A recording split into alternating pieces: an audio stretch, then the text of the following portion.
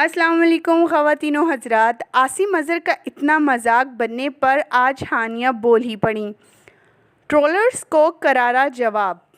इससे पहले कि हम अपनी वीडियो का आगाज़ करें, आप सभी से दरख्वास्त है कि हमारे चैनल को सब्सक्राइब कर दें, साथ में बेल आइकॉन को भी प्रेस कर दें ताकि आने वाली शोबिज़ से नई अपडेट आपको सबसे पहले मिल सके।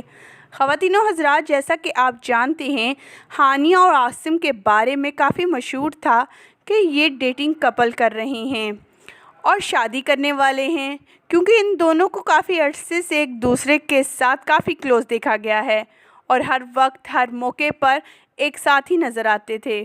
मगर मामला वहाँ से शुरू हुआ जब हानिया ने इस सब के बावजूद कहा कि हमारे दरमियान तो ऐसा कुछ भी नहीं, हम जस्ट फ्रेंड्स हैं, हम कपल नहीं, हम डेटिंग नहीं कर रहे।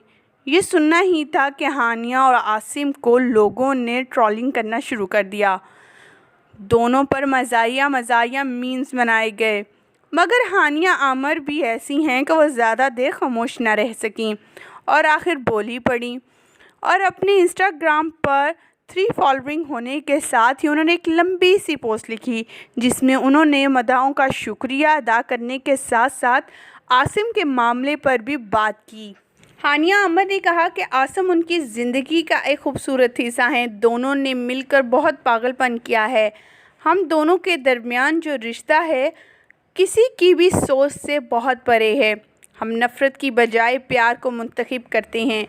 उन्होंने मज़ीद कहा कि हमें पता है कि पाकिस्तानियों का सेंस ऑफ ह्यूमर काफ़ी अच्छा है, लेकिन कंट्रोल करो, सोशल मीडिया के सिपाहियों बिल्कुल फ्री ना हो और ज़्यादा ओवर होने की भी ज़रूरत नहीं है, शुक्रिया।